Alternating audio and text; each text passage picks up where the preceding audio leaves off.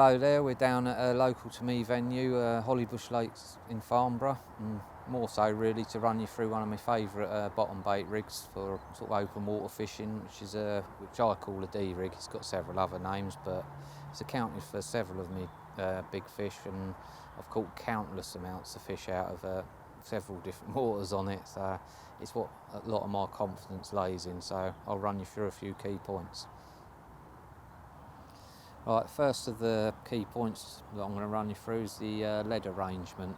I tend to prefer with stiff hook link materials such as your mirages and nylons. I tend to prefer to use a rotary rig setup. I think it lays out better once the lead's plugged into the bottom. If you're using a lead clip or an inline lead, it might force the hook link to arc upwards, which isn't really what I want when I'm fishing on hard spots or something with a bottom bait. So moving on from that, need a decent swivel.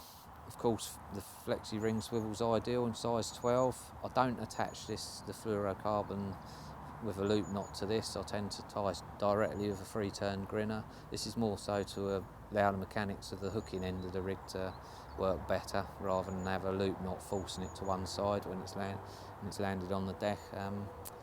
Hook link material, as I mentioned, one of my favourites is 30-pound Mirage because it's very stiff and it can push a hook bait away from the lead once it's landed on the bottom.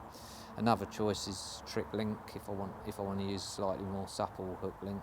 But the choice of hook is the chod hook,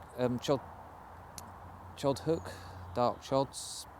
Seems to be my favourite hook for most rigs really, and size 5s is probably my go-to hook all the time with it.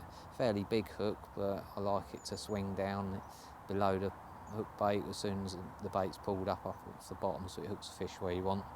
There's another key point of this, and that's once you've tied the rig up and got all the hook links straight, and I like to bend that at a 45-degree angle, so it almost forms like a liner, as you'll see. Another beauty of this rig is you don't have to adjust it much when you're changing from one hook bait to another. You don't have to alter your hair length because you're tying the baits onto a ring. You can move from a 15mm straight out the bag bottom bait to a piece of pepper army, a tiger nut, anything really. But one little tip I'll give you, if you want to use a longer hook link, which I tend to keep it to sort of like a maximum length of like my fingers out like that, but use a wafter so it will slow the descent of the hook bait down so the rig will lay out flat. Or if you're using a bigger bait which could risk arcing up, again a balanced wafter type bait would be good, but realistically that's it in a nutshell really. D rig.